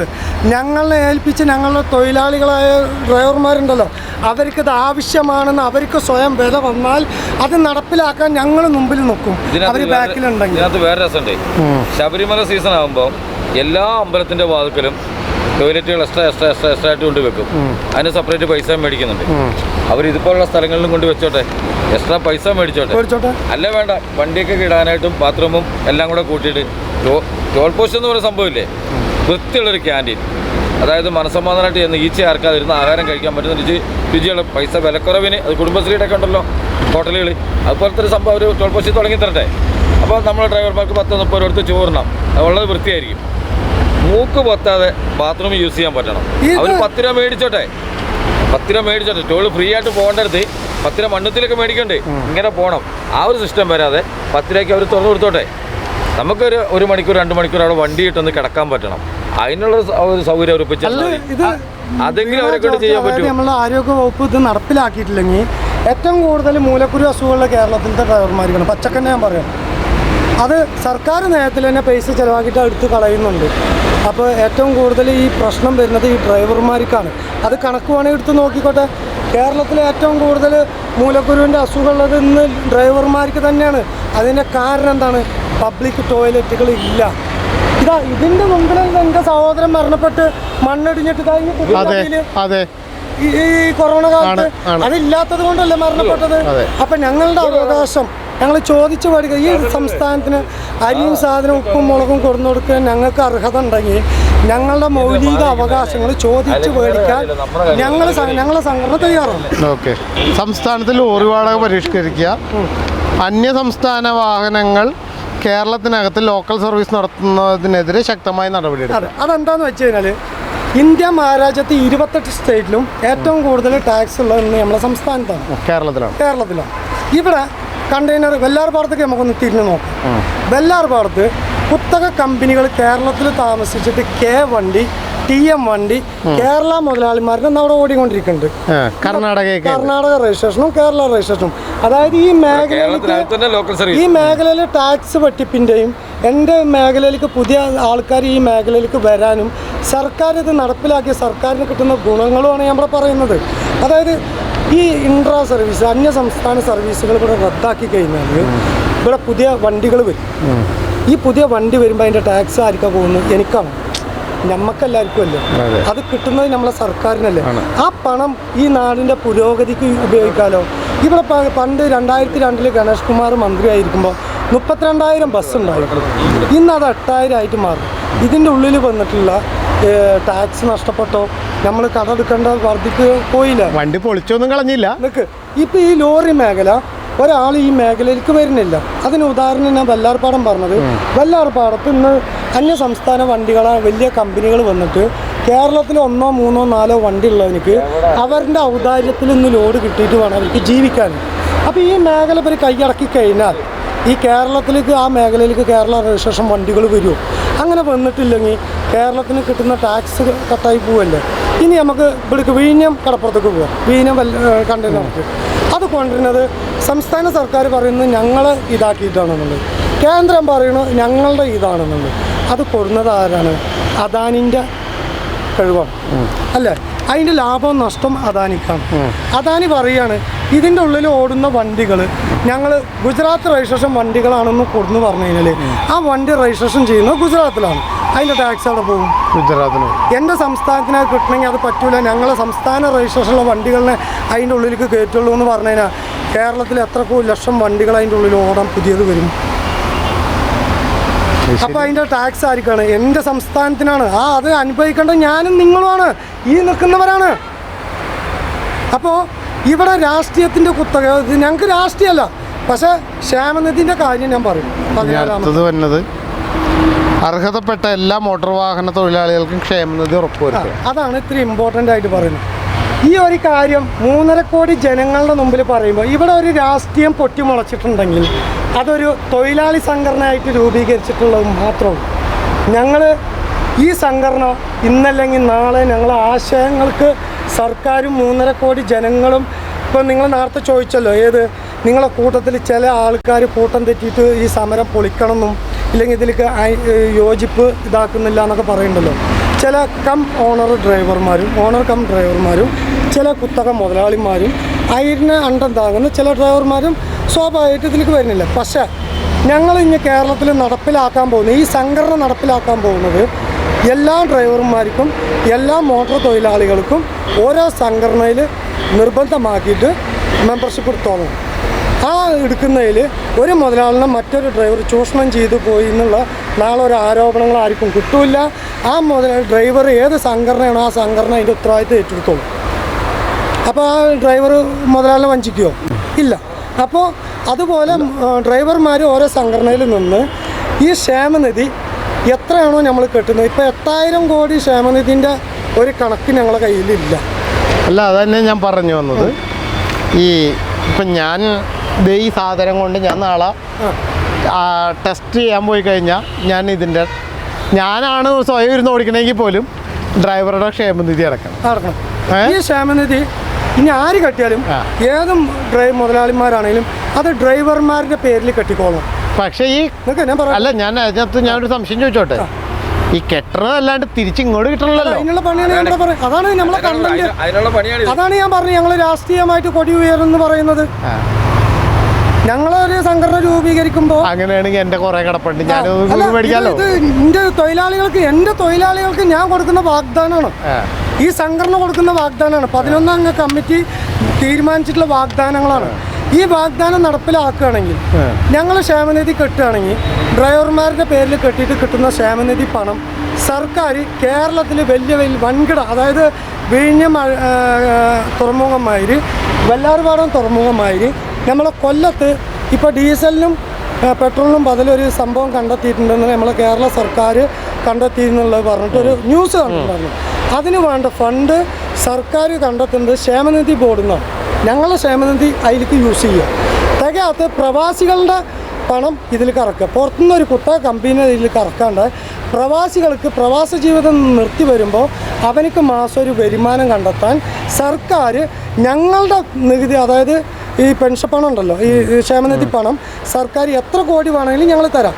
അതിവിടെ ഇൻവെസ്റ്റ് ചെയ്തിട്ട് അതിനെ പെരുക്കുക. ഇനി അത് ഇൻവെസ്റ്റ് ചെയ്യണില്ലെങ്കിൽ കേരളത്തിലത്തെ മോട്ടോർ വാഹനങ്ങൾക്ക് ഇൻഷുറൻസ് ആയിട്ട് ക്ഷേമനിധി ബോർഡിൽ നിന്ന് കൊടുക്കുക. ഇപ്പോൾ കാണിക്കുന്ന ഇൻഷുറൻസ് എന്ന് പറയുമ്പോൾ നിങ്ങളുടെ വണ്ടിക്ക് കെട്ടുന്നത് അന്യ കമ്പനികളെ പുറത്തുള്ള കമ്പനികൾക്കാണ്. ഒരു വർഷത്തിനാണ് നിങ്ങൾക്ക് ഇൻഷുറൻസ് തരുന്നത്. ആ ഒരു വർഷം കഴിഞ്ഞ് തട്ടിയാലും തട്ടിയില്ലെങ്കിലും ബാലൻസ് പൈസ നിൽക്കില്ല. അത് അവൻ കൊണ്ടുപോയോ. പിന്നെ ഇവിടുത്തെ നടപ്പിലാക്കുമ്പോൾ നിങ്ങൾക്ക് 50,000 രൂപ ഇൻഷുറൻസ് ഉണ്ട്. ഒരു വർഷം നിങ്ങൾ ഓട്ടിയിട്ടുണ്ടെങ്കിൽ ആ വണ്ടിക്ക് ആക്സിഡൻറ്റ് സംഭവിച്ചിട്ടില്ലെങ്കിൽ സർക്കാർ ക്ഷേമനിധിയിൽ നിന്ന് 50,000 രൂപേൻ്റെ 25,000 രൂപ ക്ഷേമനിധിയിൽ കിട്ടോട്ടെ. ബാക്കി 25,000 നിങ്ങൾക്ക് തിരിച്ചു തരണം. ഇവിടെ കുത്തക കമ്പനി ഇൻഷുറൻസ് ഇനി വേണ്ട. ഈ കരിനിയമം വന്നത് കേരളത്തിന് പുറത്ത് നമ്പർ 1 ഇൻഷുറൻസ് കമ്പനി അവരെ രക്ഷിക്കാനാണ്. അപ്പൊ ഈ ആശയം മുതലാളിമാരെ മെമ്പർഷിപ്പ് എടുത്ത ഓരോ മുതലാളിമാർക്കും ഈ ഇൻഷുറൻസ് ഞങ്ങൾ ഉറപ്പാക്കുന്നത് സർക്കാർ മുഖാന്തരം മീറ്റിംഗ് നടത്തി ഓരോ ലോറി മുതലാളിമാരുടെ ഇൻഷുറൻസ് ക്ഷേമനിധിയിലേക്ക് കെട്ടി ആ ക്ഷേമനിധിയിൽ നിന്ന് തന്നെ ഇതാക്കി കൊടുക്കും. ഇതിനെതിരായിട്ട് ഇവരാരെങ്കിലും ഇനി വരുമോ? ഇവർക്ക് ഉപകാരം ചെയ്യാൻ ഞങ്ങൾ തയ്യാറാണ്. അല്ല, ഇതേമാതിരി ഡ്രൈവർമാർക്കും പ്രവാസികൾക്കും 50 വർഷം കഴിഞ്ഞ് കഴിഞ്ഞാൽ ഇന്ന് നക്കാപ്പിച്ച 1,000-2,000 ഉറുപ്പ്യാണ് ക്ഷേമനിധിയായിട്ട് നമുക്ക് മാസം കിട്ടുന്നത്. ഞങ്ങൾക്കത് വേണ്ട. ഞങ്ങളുടെ സമ്പാദ്യം, ഞങ്ങളുടെ സ്വത്ത് സർക്കാരിന് ഞങ്ങൾ കൊടുക്കുകയാണ്, ക്ഷേമനിധിയിൽ കടക്കുകയാണ്. ആ ഒരു സംരംഭം തുടങ്ങട്ടെ. ആ സംരംഭത്തിൽ നിന്ന് കിട്ടുന്ന ലാഭത്തിൻ്റെ ഒരു വിഹിതം ഞങ്ങൾക്ക് തരട്ടെ. ബാക്കി ഈ രാജ്യത്തിൻ്റെ പുരോഗതിക്ക് എടുത്തോട്ടെ. അത് പൊളിച്ച് ഈ രാജ്യത്തിൻ്റെ പുരോഗതി ഞങ്ങൾക്ക് ഈ 1,000-1,500 ഉറുപ്പ്യ ഡ്രൈവർമാർക്ക് കിട്ടിയാൽ മതിയോ?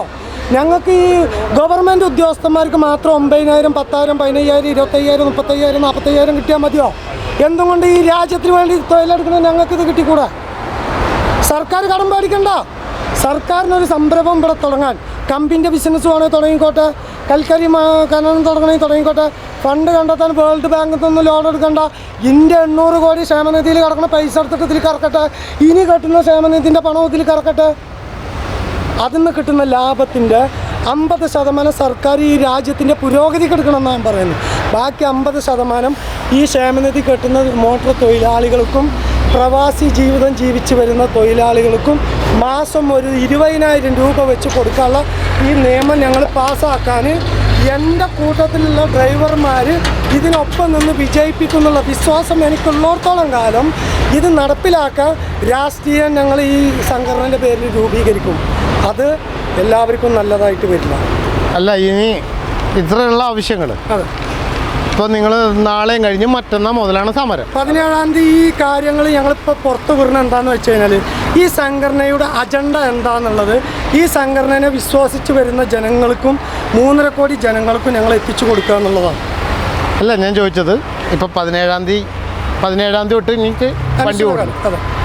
ഈ പലപ്പോഴും ഞാൻ കണ്ടേക്കണ ഒരു കാര്യം എന്ന് പറഞ്ഞു കഴിഞ്ഞാൽ ഇപ്പോൾ ബസ് സമരമായാലും ലോറി സമരമായാലും എന്ത് സമരമായാലും സമരം നടക്കുന്നു, കുറേ പേര് സമരം നടത്തുന്നു, കുറേ പേര് സമരത്തിൽ നിന്ന് ഒഴിഞ്ഞു മാറിക്കുന്നു. അങ്ങനെ ഒരു സാഹചര്യം പലപ്പോഴും ഉണ്ടായിരുന്നു. സാഹചര്യത്തിനാണ് ഈ ക്ഷേമനിധി എന്ന് പറയുന്ന സാധനത്തിന് ഓരോ സംഘടനയുടെ കീഴിലുള്ള ആൾക്കാർക്ക് മാത്രമേ, മെമ്പർഷിപ്പ് എടുത്തവർക്ക് മാത്രം ലേബർ ഉദ്യോഗസ്ഥന്മാരുമായിട്ട് ഞങ്ങൾ ചർച്ച നടത്തി. ഇനി ഓരോ മെമ്പർഷിപ്പ് ഏത് സംഘടനയിലുള്ള ആളാണെങ്കിലും മാത്രമാണ് അവൻ്റെ പേരിൽ ക്ഷേമനിധി കെട്ടാനും പാടുള്ളൂ. വാർദ്ധക്യത്തെ കാലത്ത് അവനക്ക് നമ്മൾ പറഞ്ഞ ആശയങ്ങളുണ്ടല്ലോ, ഒരു വരുമാനം സർക്കാർ നമ്മൾ കാണിച്ചു കൊടുക്കുന്നുണ്ടല്ലോ, അതിൻ്റെ വരുമാനത്തിൻ്റെ ഒരു വിഹിതം അദ്ദേഹത്തിന് കിട്ടാനും വേണ്ടിയിട്ട് ഇതൊന്ന് ഒഴിഞ്ഞു മാറി പോവുകയാണെങ്കിൽ ഞങ്ങൾ കൂട്ടത്തിൽ കൂട്ടുമില്ല. വയസ്സാം കാലത്ത് നരകിച്ച് മരിക്കേണ്ടി വരും. അതൊരു ഓണറാണെങ്കിലും അവൻ്റെ ഇൻഷുറൻസ് ഞങ്ങൾ മറ്റുള്ള കമ്പനികൾക്കൊക്കെ കൊടുത്തു കഴിഞ്ഞാൽ തിരിച്ചു കൊണ്ടുപോകലല്ലോ, നമുക്ക് കിട്ടുന്നില്ലല്ലോ. ഞങ്ങളുടെ ക്ഷേമനിധിയിൽ നിന്ന് ഇൻഷുറൻസ് എടുക്കാൻ ഞങ്ങൾ അതിൻ്റെ പകുതി സർക്കാർ എടുത്തോട്ടെ, പകുതി ഞങ്ങൾക്ക് തിരിച്ചു തരട്ടെ. അപ്പോൾ ആ മുതലാളിക്ക് ലാഭമല്ല. അതായത് ഒരു വർഷം 49,000 പിറ്റത്തെ വർഷം അത് 38,000. അപ്പോൾ അതിൻ്റെ 49,000 നേർപകുതി സർക്കാർ തിരിച്ചു തരുമ്പോൾ അതിൻ്റെ 37,000 പകുതി ചില്ലറ തുച്ഛമായിട്ട് കയ്യിൽ നിന്ന് കൂട്ടിയാൽ പോരാ. അതാർക്കാ ഗുണം? ഈ വണ്ടിൻ്റെ മുതലാളിക്കല്ലേ. അതിനാണ് ഞങ്ങൾ ഈ കാര്യം. അല്ല, ഇതിപ്പോൾ ഞാൻ പറയാൻ കാരണം എന്താണെന്ന് വെച്ച് കഴിഞ്ഞാൽ ഇപ്പോൾ സമരം നടക്കും. ഇപ്പോൾ ഞാൻ നേരത്തെ അവിടെ ഭക്ഷണം കഴിച്ചുകൊണ്ടിരുന്നപ്പോൾ, ഹോട്ടലിലിരുന്ന് ഭക്ഷണം കഴിച്ചുകൊണ്ടിരുന്നപ്പോൾ ഞാൻ പറഞ്ഞു സമരമാണ് 17-ാം തീയതി കിട്ടുന്നത്. കുഴപ്പമില്ല ബോസ്കോ, അതൊരു 2 ദിവസം കഴിയുമ്പോൾ തീർന്നോളൂ. ഇതാണ് ഇപ്പോൾ കിടക്കുന്ന സമരത്തിൻ്റെ മുഖഭാവം. ഇതാണ് നിങ്ങൾ പറഞ്ഞതും ഇദ്ദേഹം നമ്മളെ സെക്രട്ടറി പറഞ്ഞതും അമീർക്ക പറഞ്ഞതും ഒന്നാണ്. അതായത് ഡ്രൈവറിന് തന്തല്ലായ്മയാണ് ഡ്രൈവർ കാണിക്കണമെന്ന് പറഞ്ഞത്. ഞങ്ങളുടെ മേഖലയിൽ ഇന്ന് തന്തല്ലായ്മ ഉണ്ട്, അത് സ്വാഭാവികമാണ്. പക്ഷെ ഞങ്ങളുടെ ഈ ആശയങ്ങൾ ഞങ്ങൾ പങ്കുവെക്കുന്നത് എനിക്കോ നിങ്ങൾക്കോ അല്ലെങ്കിൽ ഈ കൂടി വരുന്ന പബ്ലിക്കിൻ്റെ മുമ്പിലേക്ക് എത്തിക്കാനല്ല. ഇത് കേൾക്കുന്ന ഓരോ മോട്ടോർ തൊഴിലാളികളും, ഇത് ലോറിക്കാരൻ്റെ അല്ല, ഈ നിയമം ലോറിക്കാർക്ക് ഉണ്ടാക്കിയിട്ടുള്ളതല്ല. ഈ മേഖലയിൽ പണിയെടുക്കുന്ന എല്ലാ മോട്ടോർ തൊഴിലാളികൾക്കും ഞങ്ങളുടെ ആശയത്തിനോട് താല്പര്യമുണ്ടെങ്കിൽ അവർക്കിത് ഇത് നടപ്പിലാക്കണമെങ്കിൽ ഈ സമരം വിജയിപ്പിക്കേണ്ടത് അവരുടെ ഉത്തരവാദിത്തമാണ്, പബ്ലിക്കിൻ്റെ ഉത്തരവാദിത്തമാണ്. എൻ്റെ അല്ല, ഈ 11 കമ്മിറ്റിൻ്റെ അല്ല. അല്ല, ഇതിപ്പോൾ ഞങ്ങൾ തന്ത എന്ന് പറഞ്ഞ് മുന്നിലേക്ക് ഞങ്ങൾ അവർക്ക് പ്രോത്സാഹനവും അവരുടെ ബുദ്ധിമുട്ടുകളും മനസ്സിലാക്കി ജനങ്ങൾക്ക് എത്തിക്കാനാണല്ലോ അങ്ങേയത്തിലേക്ക് വിളിച്ചു വരുത്തിയിരിക്കുന്നത്. ഈ ജനങ്ങൾക്ക് എത്തിക്കാൻ കഴിവുള്ളവനാണല്ലോ യഥാർത്ഥത്തിൽ ആ മേഖല കണ്ടെത്തുന്നത്. അപ്പോൾ അതിന് ഞങ്ങളെ പ്രോത്സാഹിപ്പിക്കേണ്ടത് ആരാണ്? ഞങ്ങളുടെ കൂട്ടത്തിൽ നിൽക്കുന്നവരാണ്. അവരിത് മനസ്സിലാക്കി അദ്ദേഹം പറയുന്നത് ഈ ഇൻഷുറൻസിൻ്റെ ആശയം നടപ്പിലാക്കി കഴിയുന്നതിൻ്റെ ഉപകാരം എനിക്ക് മാത്രമാണോ? അതല്ല, ഈ ഓട്ടോറിക്ഷ ഓടിക്കുന്ന തൊഴിലാളി കൂടിയും കിട്ടണമെന്നാണ് ഞാൻ പറയുന്നത്. ഇന്ന് 55 വയസ്സ് കഴിഞ്ഞവന് ലോറി ഓടിക്കാൻ കഴിയുമോ? അവനക്ക് എനിക്ക് 3 പെൺമക്കളാണ്. ഇവരെ കെട്ടിച്ച് വിട്ട് കഴിഞ്ഞാൽ ഞാനും എൻ്റെ ഭാര്യ എൻ്റെ ഉമ്മ എങ്ങനെ ജീവിക്കണം? ഈ സർക്കാർ തരുന്ന 1600 റുപ്യ കിട്ടുന്ന ഒരു കുടുംബം കഴിയും. ഞാൻ വാടകയ്ക്ക് 5000 റുപ്യ മാസം വാടക കൊടുക്കുന്നവനാണ്. ഇന്ന് നമ്മളെ സംസ്ഥാനത്ത് 2000 റുപ്യാണ് ഒരു മാസം, 1.5 മാസം കറണ്ട് ബില്ല് സാധാരണ എടുത്തെനിക്ക് വരുന്നത്. ഈ 1500 റുപ്യ കൊണ്ട് ജീവിക്കാൻ പറ്റുമോ? ഇനി ഇന്ത്യ രാഷ്ട്രീയമാണ് ഞാൻ പറയുന്നത്, ഇവിടെ ഒരാളുടെ ഇതല്ല.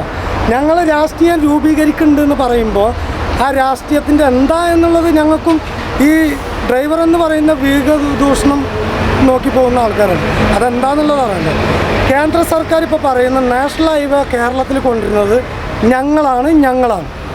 സംസ്ഥാന സർക്കാരും പറയുന്നുണ്ട് ഞങ്ങളാണ്. ഒറ്റ കാര്യം ബോസ്കോ എനിക്ക് പറയുന്നത്, എനിക്ക് വളപ്പുണ്ട്, എനിക്ക് ടോയ്ലറ്റ് ഇല്ല. ഞാനൊരു കോൺട്രാക്ടറിനെ വിളിക്കുകയാണ്.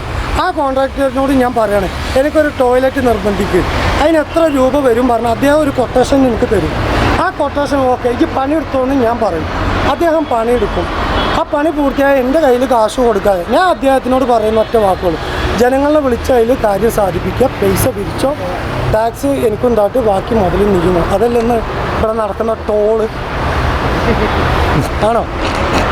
അപ്പം എൻ്റെ രാഷ്ട്രീയം ഞാൻ കൊണ്ട് തുറപ്പിക്കാൻ അത് കലക്കി. ഓക്കെ, ടോൾ എന്ന സംവിധാനം എന്തിനുള്ളതാ? ഈ പിരിക്കുന്നത് എന്തിനാ? കേന്ദ്ര സർക്കാരിൻ്റെ പദ്ധതിയാണെങ്കിൽ പിന്നെ അവിടെ ടോളിൻ്റെ ആവശ്യമുണ്ടോ? എൻ്റെ നികുതി പണത്തിൽ ഉണ്ടാക്കിയ പൈസ ഈ ടോള് റോഡ് ഉണ്ടാക്കിയെന്ന് വെച്ചാൽ പിന്നെ എന്തിനാ അവിടെ പുറത്തുള്ള കമ്പനീൻ്റെ ടോൾ അവിടെ കൊടുന്ന് കുത്തിത്തിരിക്കേണ്ട ആവശ്യം? ആർക്കും ലാഭം ഉണ്ടാക്കാൻ വേണ്ടി? ഈ ചോദ്യത്തിന് മറുപടി കേൾക്കുന്ന രാഷ്ട്രീയക്കാർ എനിക്ക് തരേണ്ടി വരും. ഞാനൊരു ഡ്രൈവറാണ്, 6ാം ക്ലാസ് വരെ പഠിച്ചു. എൻ്റെ ജീവിതത്തിൽ നിന്ന് പഠിച്ച പാഠങ്ങളാണ് ഇതൊക്കെ. ഒരു ലോറി ഇവിടുന്ന് തമിഴ്നാട് വരെ പാസ് ചെയ്യുമ്പോഴേക്കും 1000 രൂപ ടോൾ അടക്കേണ്ടി. ഒരു ലോറി എത്ര ലോറി? ഇനി ഈ 620 മാത്രം 10,000 രൂപ സംവിധാനമില്ല. ഇത് ഞാൻ പറഞ്ഞ സത്യമല്ല ബോസ്കോ. ഇത് എൻ്റെ തൊഴിലാളികൾക്ക് ഞാൻ പറഞ്ഞ വാക്കിൽ സത്യസന്ധത ഉണ്ടെങ്കിൽ ഈ സമരം വിജയിപ്പിച്ച് ഞങ്ങളുടെ പിന്നിൽ അണിചേർന്ന ഈ കാര്യം ഈ സംഘടനന്റെ നേതൃത്വത്തിൽ ഞങ്ങൾ നടത്തി കാണിച്ചു കൊടുക്കും. അതിനുള്ള ആമ്പേറുള്ള ആൺകുട്ടികളുണ്ട് ഇന്ന് ഈ കൂട്ടത്തിൽ. അല്ല, ഞാനപ്പോൾ ഒരു കാര്യം ചോദിച്ചോട്ടെ.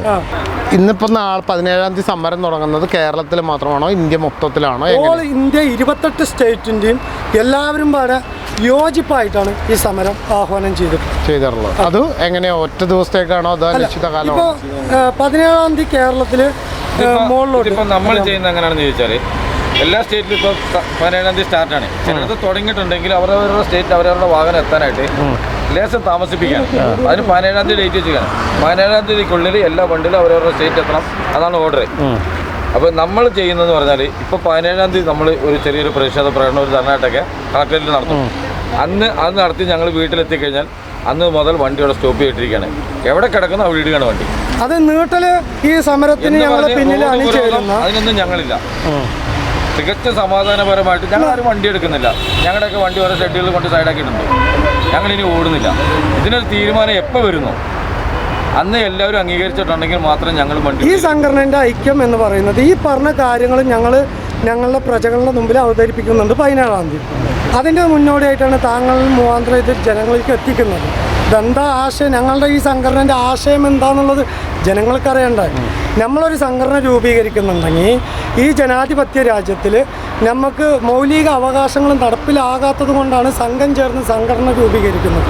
അത് നടപ്പിലാക്കാൻ ഞങ്ങൾ തയ്യാറാകുമ്പോൾ ഈ സമരം വിജയിപ്പിച്ചെടുക്കേണ്ടത് തൊഴിലാളികളുടെ ആവശ്യമാണ്. എൻ്റെയോ റഹ്മാൻ പത്രിപ്പാലിൻ്റെ ബോസ്കോ കളമശ്ശേരിൻ്റെ ഈ നിൽക്കുന്ന കൂടപ്പുറപ്പുകളിലല്ല. ഈ പ്രസ്ഥാനം വിജയിപ്പിച്ചെടുക്കുന്ന ഓരോരുത്തരുടെയും കടമയാണ്. ഈ കേരളത്തിനകത്ത് AITC, BMS, CITU, ഒരുപാട് ഇങ്ങനെ INTUC, ഒരു 3-4 രാഷ്ട്രീയ സംഘടനകളുടെ തന്നെ സംഘടനകളുണ്ട്. അതല്ലാതെ ഒരു കൂണ് കണക്കിന് 1500 സംഘടനകളുണ്ട്. അതൊക്കെ കൊണ്ട് തന്നെയാണ് കേരളത്തിൽ ഡ്രൈവർമാർക്ക് ഒരിടത്ത് ഒരു ഗതിയും പരഗതിയും കിട്ടാതെ. പക്ഷേ ഇനി ഇവിടെ ഞങ്ങളല്ല ഈ സംഘടന. ഇതിൽ നിന്ന് വെറുത്ത് മറ്റുള്ള ഗ്രൂപ്പുകളിൽ നിന്ന് വെറുത്ത് വന്നിട്ടുള്ള ആൾക്കാരാണ് ഞങ്ങൾ. അതുകൊണ്ടാണ് ഈ വാട്സാപ്പ് എന്തെങ്കിലും ചെയ്യുമെന്ന് അവർക്കൊരു പ്രതീക്ഷ ഉള്ളത് കൊണ്ടാണ്. അതിന്റെ തെളിവാണ് ഈ 17-ാം തീയതി ഞങ്ങളുടെ പ്രതിഷേധത്തിൽ കാണാൻ പോകുന്നത്. ഈ വാട്സപ്പ് കൂട്ടായ്മ ഞാൻ കാണിച്ചത് എന്തിനാണെന്ന് അറിയാം. ഇത് സത്യമാണ്. ഇന്നു മുതൽ ഇതിൽ ഞാൻ ഉണ്ടാവില്ല. ഇനി റിമൂവ് ചെയ്ത് കളയും. അത് ഞങ്ങൾ എല്ലായിടത്തും. ഓക്കെ, അപ്പോൾ ഇങ്ങനെയാണ് സമരം 17-ാം തീയതി ജനങ്ങൾക്ക് എത്തിക്കണം. ഓക്കെ, സർക്കാരിൻ്റെ ആണെങ്കിലും കേന്ദ്ര സർക്കാരിൻ്റെ ആണെങ്കിലും ആരുടെയൊക്കെ കഴിവ് കൊണ്ടായാലും കഴിവുകേട് കൊണ്ടായാലും 17-ാം തീയതി അനിശ്ചിതകാല ലോറി സമരവുമായി മുന്നോട്ട് പോകും എന്നാണ് ഇവർ തീരുമാനമെടുത്തിരിക്കുന്നത്. എന്തായാലും 17-ാം തീയതി കഴിഞ്ഞ് 18-ാം തീയതിയോ 19-ാം തീയതിയോ സാധനങ്ങളുടെ വില കൂടാതിരിക്കാനെങ്കിലും സംസ്ഥാന സർക്കാർ കഠിനമായി പ്രയത്നിക്കേണ്ടി വരും എന്ന് ഓർമ്മിപ്പിച്ചുകൊണ്ട് നിർത്തുന്നു. നന്ദി, നമസ്കാരം.